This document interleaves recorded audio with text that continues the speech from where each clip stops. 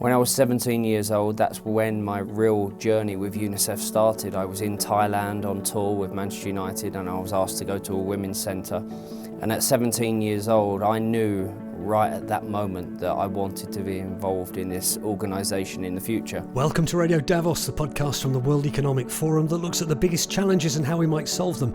This week, why was this footballing superstar in Davos? For his extraordinary leadership and humanitarianism in promoting and protecting the rights of the world's most vulnerable children. Please join me in congratulating David Beckham.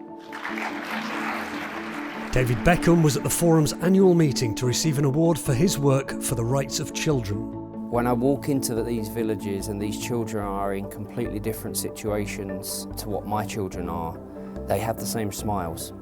And that's what inspires me and that's what gives me hope. David Beckham talks to us about the role of men, particularly fathers, in a world where girls often struggle for opportunity. I want my daughter to have exactly the same opportunities as my sons do, and that's not an unreasonable ask, that is a must. Follow Radio Davos wherever you get your podcasts or visit wef.ch/podcasts, where you'll also find our sister programmes Meet the Leader and Agenda Dialogues.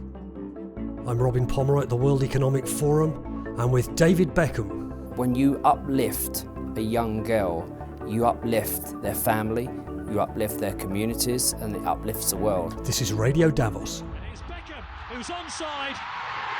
1-1. David Beckham rescues England once again. For David Beckham, we'll have a go from here, and what a goal! Beckham strikes for England, and they've turned it round. A gem of a goal from the captain. Oh, brilliant goal! Beckham's done it again at Old Trafford. They're not talking about his hairstyle now. They're talking about this lethal free kick, which has given England their third goal of the night. David Beckham shot to fame in the 1990s playing football for Manchester United and England, and he boosted the game's profile in the USA playing for LA Galaxy. Off the pitch, he was at the centre of Cool Britiannia-era glamour, marrying Posh Spice pop star turned fashion designer Victoria. He's a global brand and he has used that fame and influence, among other things, as a goodwill ambassador for the United Nations Children's Fund, UNICEF, where his 7 Fund, named after the number he wore on the pitch for Manchester United, works in schools around the world to combat bullying, violence, child marriage and missed education. Beckham, who turns 50 this year, was in Davos to receive a Cryst Award, which the Forum bestows on people in arts and entertainment who've gone beyond the day job to help improve the state of the world. Here he is at the Cryst Awards ceremony, being introduced by Hilda Schwab, chairperson of the Schwab Foundation for Social Entrepreneurship. David Beckham receives the 2025 Cryst Award for his extraordinary leadership and humanitarianism in promoting and protecting the rights of the world's most vulnerable children. Please join me in congratulating David Beckham. Good evening, everyone. Hildy, thank you so much for your warm words, and thank you to the World Economic Forum for this award. 2025 marks my 20-year anniversary as UNICEF Goodwill Ambassador. I never could have imagined the incredible journey we would go on together.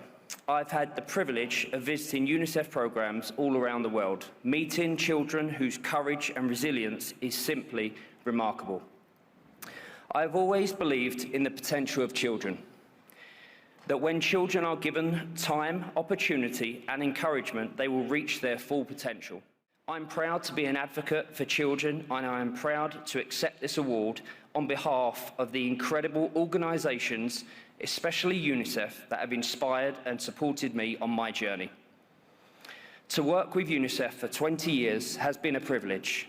During this time, I've been blessed to watch my own family grow. As a father and as an activist for children's rights, I know how important it is to listen to our children, to hear their stories, to shine a light on their struggles and to fight for their future. Thank you to the children who have inspired me in this work, and thank you to the incredible team at UNICEF who do so much for children everywhere, every day. Thank you again to the World Economic Forum for this incredible award. Have a great night. You can watch that whole award ceremony on our website. At a time when overseas development is under pressure like never before, and with a rise in online misogyny, we thought it would be interesting to ask David Beckham about his work with UNICEF and his role as a father. He sat down in Davos with my colleague Anna Bruce Lockhart, who began by asking David Beckham how he started working with UNICEF. When I was first asked to be Goodwill Ambassador for UNICEF in 2005 by Kofi Annan, it was one of the proudest moments for me, because when I was 17 years old, that's when my real journey with UNICEF started. I was in Thailand on tour with Manchester United, and I was asked to go to a women's centre. And at 17 years old, I knew right at that moment that I wanted to be involved in this organisation in the future. And then I was lucky enough to be made Goodwill Ambassador. All of the causes I'm proud of. You know, I think that we've focused on so many different things over that time. We've been to so many different countries. You know, we've been to Sierra Leone, we've been to Nepal, we've been to China, been to Thailand, we've been to India recently. And there's so many different situations that I've seen, so many different children that I've met, and the children are just inspiring. You know, of course, there's heartbreaking moments when I go into the villages and meet these young children. I get inspired more than anything. You know, I always say that when I walk into these villages and these children are in completely different situations to what my children are, they have the same smiles. And that's what inspires me, and that's what gives me hope. So, you know, we've focused a lot over the last few years, really, on the work that we've been doing with Seven Fund. You know, we created the Seven Fund 10 years ago, and we've obviously been able to affect and help so many children around the world, which I'm very proud of. But we kind of shifted our focus over the last few years on teenage girls and empowering teenage girls, because over that time, I'd noticed how girls get left behind, how girls get treated differently, how girls get pulled out of, you know, their schools and their education and forced into early child marriage, you know, and they miss out on that education. They don't get the same access to healthcare. And these things are so important. So that's what we've been doing for the last few years. Our focus really is on, you know, empowering teenage girls to live to their full potential and have the same opportunities as the boys do. So you're a father of a girl and boys as well. So this difference that you're seeing in the way that boys and girls are treated around the world, do you think that translates into more developed countries as well? Are you seeing that sort of thing? Without a doubt. I've seen it all over the world. You know, it's not just countries that I've visited that don't have the same lifestyle and the same opportunities as other places around the world. You know, I've seen that in developed countries as well. And, you know, like you say, you know, I have 4 children, 3 of them are boys, 1 of them is a girl. And I want my daughter to have exactly the same opportunities as my sons do.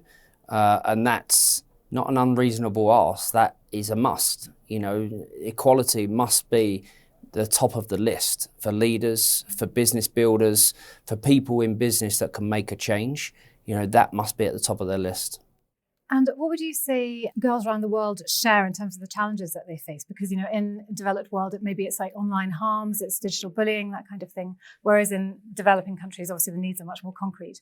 What would you say unites girls all over the world in terms of what they're facing? What unites girls is the opportunity. You know, girls just want the opportunity. You know, I've seen how driven these young girls are. You know, whether it be in Sierra Leone, whether it be in Nepal, whether it be in Thailand, whether it be in China, where girls are not getting the same opportunities, but they want those opportunities. You know, I've always said that when you uplift a young girl, you uplift their family, you uplift their communities, and it uplifts the world.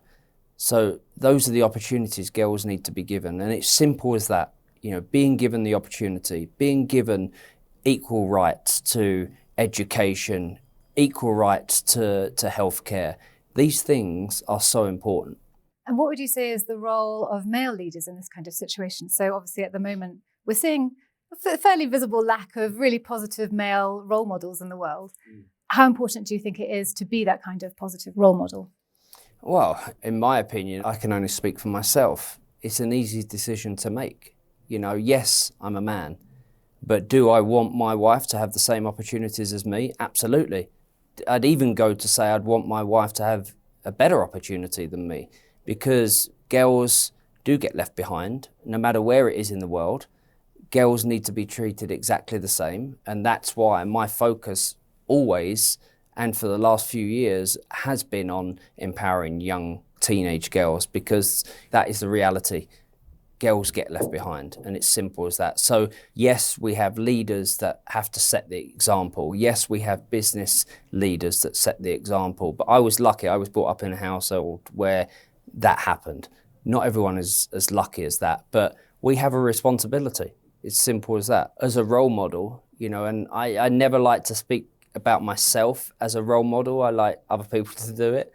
But as a role model, that is a responsibility. And do you find that translates into fatherhood as well? Because, obviously you're raising a family in this world with all these headwinds. How do you set an example to your loved ones for how to behave and what to expect in the world, and how they should present themselves? Well, I suppose my children are the lucky ones. They've grown up in a household where, even though I said it in the documentary, we both come from working class backgrounds. Victoria's dad is a hard worker and always has been a hard worker. My mum and dad, always been hardworking. So we instilled the values that we had growing up into our children. Yes, they have a different life to what we had growing up. But speaking for myself and speaking for Victoria, we're able to give our children those values. That's easy. Whether they listen or not, that's a different thing. And most of the time, what teenagers are like. Sometimes you think they're listening, sometimes you think they're not listening, but actually they are. I just did a talk in there where I said, funnily enough, I'm very traditional. I'm very traditional in my values. I believe in, eye contact. I believe in shaking hands. I believe in hugging. I believe that opening a door for a woman and letting a woman walk through before you do, or standing up at a table when a woman leaves the table, is the right thing to do. That was how I was brought up, and that's what I've done with my children, and thankfully they've listened. So as you turn 50 this year, do you have any personal or philanthropic goals you'd like to achieve? Yeah, turning 50, people keep talking about it, and it's something that I'm looking forward to. I'm very proud of what I've achieved in my career over the years. I'm very proud of, where the business is and where Victoria's business is as well, and how hard, obviously, she works. But on my charity work, I want to continue to raise the bar. It's simple as that. I understand that with my social media following, with the platform that I have, I can make a difference. I can put that to a good cause. With what comes with having the platform that I have comes a huge responsibility. And when you realise that, and when you understand that, and when you can make that into a good thing, social media can be bad, but social media can also be very positive. And that's what we've always tried to do. We've tried to always shine a light on situations. It's one of the things that I did with a perinatal nurse in Kharkiv when the conflict started. I handed my Instagram over to her to highlight the incredible work that she was doing, delivering babies through conflict. And that's the positive things that we can do. I've also given my Instagram over for a day to a young girl who was being bullied in one of the places that we visited in UNICEF.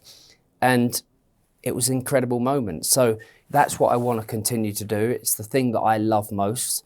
It's the thing that I really focus on more than anything in my life, really, because I know it's the most important. You mentioned online bullying. This is something that seems to be a sort of pervasive and growing threat. At the moment, there don't seem to be huge guardrails in place to kind of protect kids from all the harms that are happening online, from unknown agents and also their friends. Could you paint a picture of what you see as the problem in terms of who's the most vulnerable and what to do about it? Well, I think all children are vulnerable for that. It doesn't matter what their background is, unfortunately. It doesn't matter what their age is.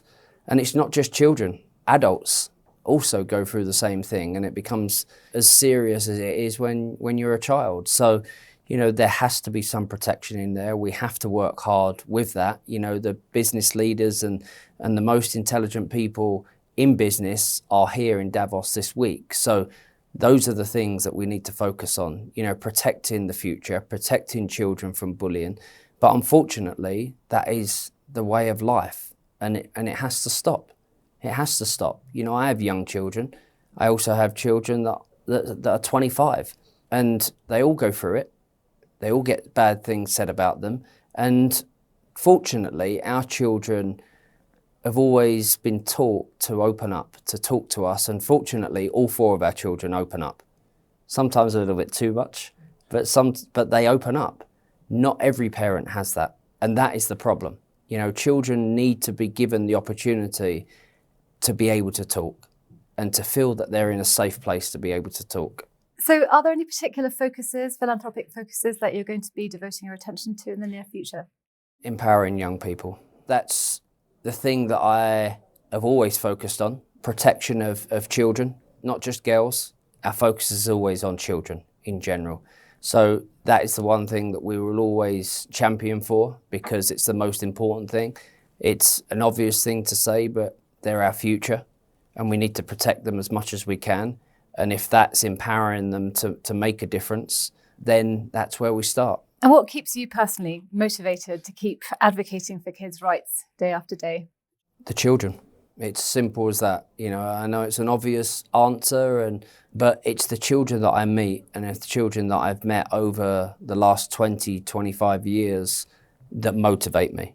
Every day, my children motivate me and my wife motivates me. You know, my team around me motivate me. But the biggest thing is the kids. It's simple as that. David Beckham, you can watch him collect his Crystal Award alongside fellow laureates, the fashion designer Diane von Furstenberg and architect Riken Yamamoto, on our website. Please follow Radio Davos wherever you get your podcasts, and please, if you have a moment, leave us a rating or review on the app you're using to listen to this. Find all our podcasts, including Meet the Leader and Agenda Dialogues, at wef.ch/podcasts. This episode of Radio Davos was written and presented by me, Robin Pomeroy, with reporting by Anna Bruce Lockhart. Editing was by Jerry Johansson and studio production by Taz Kelleher. We'll be back next week, but for now, thanks to you for listening and goodbye.